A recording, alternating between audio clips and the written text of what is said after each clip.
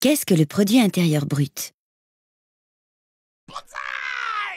Le produit intérieur brut, PIB, est un indicateur qui mesure la richesse d'un pays, c'est-à-dire tout ce qui est produit dans le pays en une année. Pour calculer ce PIB, une des possibilités est d'additionner les valeurs ajoutées de tout ce qui est produit dans le pays.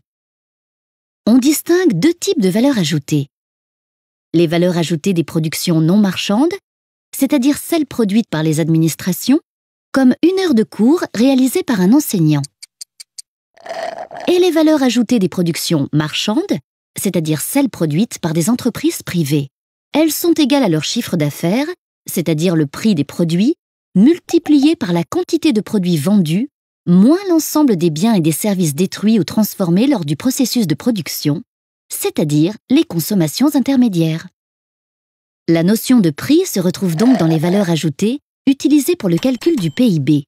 On parle de PIB nominal.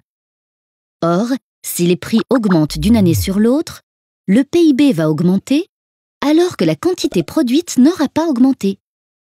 Pour pouvoir comparer le niveau de richesse d'un pays d'une année sur l'autre, il faut donc enlever la variation des prix pour se rendre compte uniquement de la variation des quantités produites. Pour cela, on utilise l'indice des prix à la consommation, IPC, mesuré par l'INSEE. On obtient alors le PIB réel.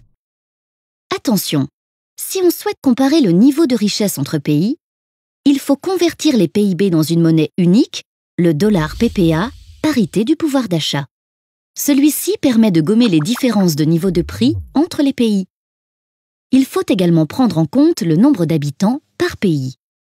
Plus il y a d'habitants, plus la production globale peut être importante. On divise alors le PIB de chaque pays par le nombre d'habitants du pays. On obtient alors le potentiel de richesse de chaque habitant.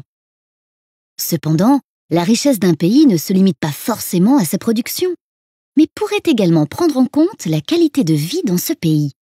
D'autres indicateurs, comme le bonheur intérieur brut, BIB, intègrent la santé ou l'équilibre entre la vie professionnelle et la vie de famille, par exemple. Ces nouveaux critères sont encore difficilement mesurables, mais permettent d'entrevoir une nouvelle approche de l'économie.